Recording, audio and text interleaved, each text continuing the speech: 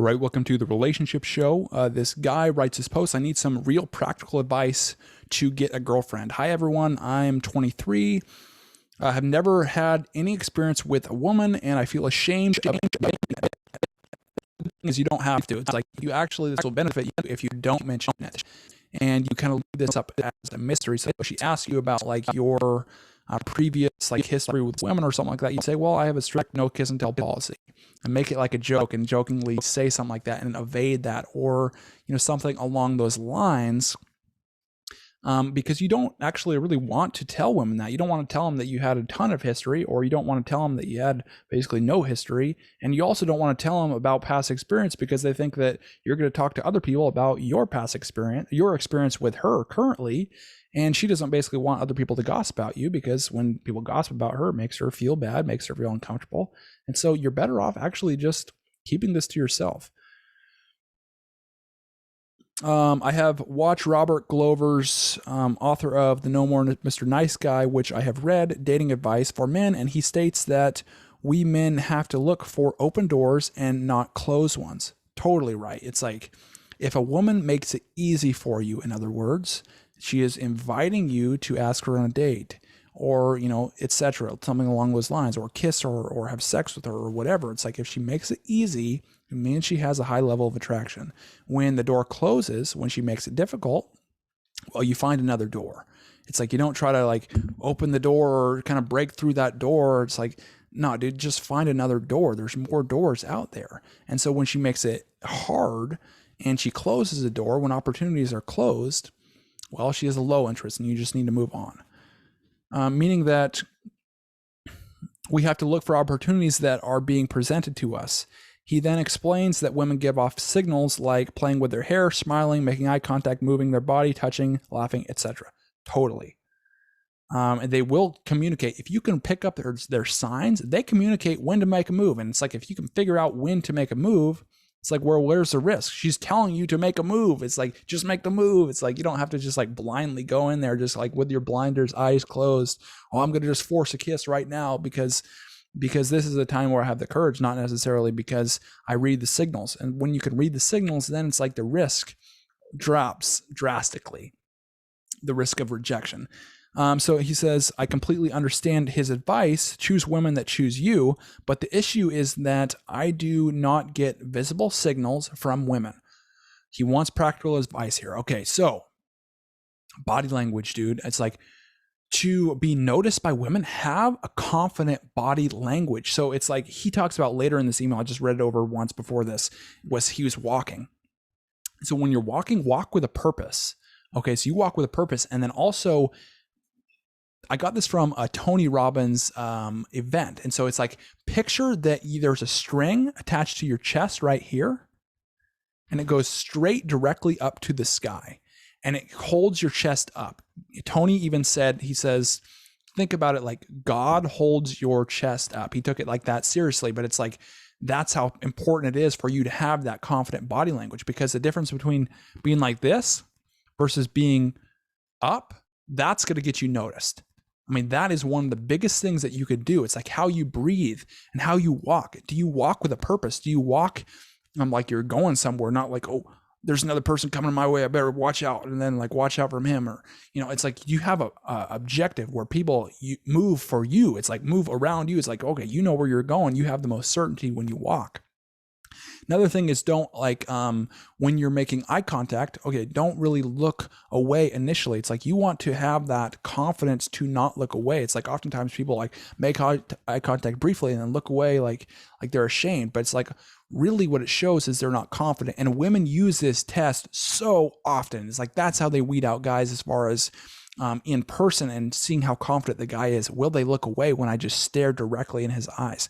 And the people with the most confidence can stare and be comfortable in that. Okay, so, and also with a guy, you want to be the one who does not look away first. So the one who maintains eye contact and then she looks away first, because it's like more of like, if you will, like a dominant and submissive role. So like if the one who looks away first is the one who is submissive, it's like you want to use that from the start, and then you can make like look away like at similar times kind of to build rapport and such. But it is very important to establish this from the start, especially in the start, because women will test you on this for sure. This is a super common test that women do. Another thing is you don't want to have like things like in your way. So you don't want to be like have a body language where you're covering yourself up, or you're like this, like part of your sternum or whatever, like right here in your chest, that's your emotional center. So if you're covering that up, it's almost like you're covering up, almost being like protecting yourself and being afraid, not just open. When you're more open, you're more confident. And when you gesture out with open and confidence and certainty with how you move, it shows more confidence. And so if you can have that kind of body language and also adopt a mindset that's like, man, you could walk away and mean it. It's almost like a don't give a fuck attitude. So it's like have that kind of attitude and walk with that kind of attitude. And it's like you will get noticed from that. So it's like adopting that masculine essence, that masculine mindset shows up in how you move. It's like if you have a mission, that's two of the main things. To adopt a masculine mindset, have a mission that you can basically judge all your opinions on and base them off that. It's like, or opinions and more like actions based on your mission. And then also having a mindset of, yeah, don't give a fuck attitude. It's like you can walk away and mean it. And knowing you can walk away from people and mean it gives you a sense of strength that will be noticed by women. Then when you have these things, you have that confident body language, then you will see and pick up those signs because they will be giving it to you. So when they do give you those signs, or when you just approach a woman and just say like a regular thing. So regular thing like, how's it going? Great day today. Basic stuff like that. And you say it with a tone of voice that is confident and, deep and just like purposeful. And she can hear that. And then she can read your body language that show confidence. Then she's like, oh, man, then she gives you those signs of interest. And then when she gives you those signs of interest, that's when you ask for a number, you ask on a date. And so, boom, there's some practical advice for you for getting that done and getting that pickup stage done. You want to ask her with confidence. So how you ask oftentimes means more than what words you say when you ask. But the words you want to use are assuming that she wants to see you. When are you free to get together? What is your schedule availability like? When are you free for dinner? What days are you free this week? Things that assume that she already is interested. But it's just a matter of her checking her schedule. You do that, you get her number, you wait a few days, give her that space to wonder about you. Because think about it, if she gets like a number from a bunch of guys, it's like, what are those guys going to do? They're going to call her right away and not be patient at all. And then she's going to have like all these options with guys. But then you're the one who waits a few days and has like some restraint. Now she's wondering about you. She's like, well, what happened with this guy? What the heck happened with that? It's like all the other guys are talking to me, but not this guy. So she's wondering about him. So when you call her, then she's excited. If she's not excited, just ditch her. Just don't even set a date. But if she is excited, set a definite date. Lock it in, specific time, be decisive, get that date. Don't do call to confirm. That shows more uncertainty. It's like you want to lock it in. So it's like you commit and get her to commit fully to showing up and seeing you there at the date. Just have fun on the date, go to multiple locations. That's a great way to go because it makes it better for really more of an experience. Okay, so now you've got the dating done. So it's like, and then also on the date, you want to ask her questions that are fun to answer. And so ask her questions like travel questions, what she's admires about herself, things she's proud about, things she wants, she's good at, but not a lot of people know about. Think, what kind of music does she like? When was the last time she sang out loud? When was the last time she laughed out loud? Things along those regards. Find something she's interested in, go deep on that, get her to be the one who talks. When she gives you those signals, make moves on like a kiss. If she's like touching you or whatever, if the signs are right, do that. And then once you do that, basically just repeat. So don't spend too much time. Don't be an open book on dates. Don't tell her all this information about you. Let her discover things about you. Don't spend too much time on the phone talking. Really just use a phone for a purpose. And so use a phone for getting on the next date and then just repeat.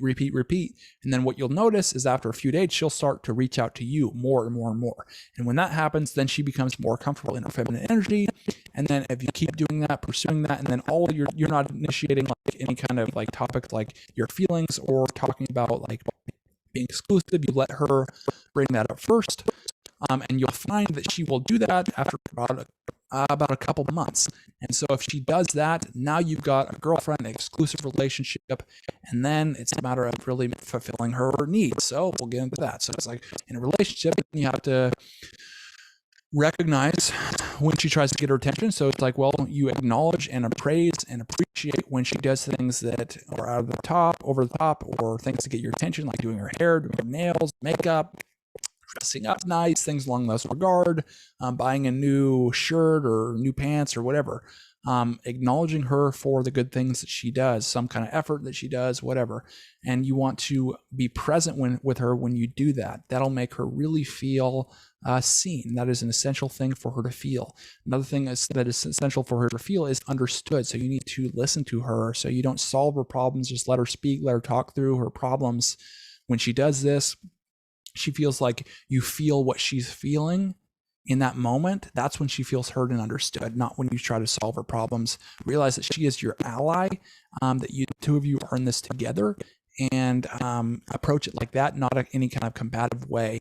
Do not argue with women, especially trying to use like logic your way out of like proving that you're right and she's wrong. Don't do that. Just walk away, or just let her do the talking, as far as let her get everything out. Acknowledge her opinion being valid. And then once you acknowledge that and she's done all her talking, then you can acknowledge your opinions or whatever you're arguing about, or were about to argue, but now you didn't argue. And then another thing is she needs to feel safe. So you need to stick up for yourself. You need to take the lead. You need to basically not falter when she tests, or when conflicts come up. You need to basically stay calm. You maintain your sense of emotional center, because if you like lose your temper, etc., things along that regard, it's like, well, that shows that you're weak. It's like, well, the people, if you can judge a man by what really gets him angry, kind of deal. So those would be some of the key principles. And then just managing the space when you and her, you need that space. And then closeness, managing that, because that's huge for desire and attraction. You need those polarities. One of you in the relationship has to be in their masculine and be comfortable being in their masculine. That's their natural essence. And the other in their feminine. Not to say there won't be like little things where there's like little qualities where the other person's in their feminine but has masculine qualities, and vice versa. You'll look at like the yin and yang. That's what that means. It's like you look at the black and white, and there's that little dot, which is the opposite color. And so that's what that means as far as yin and yang. But do that, and that will give you a very good base as far as succeeding in pickup, in dating, and succeeding in relationships.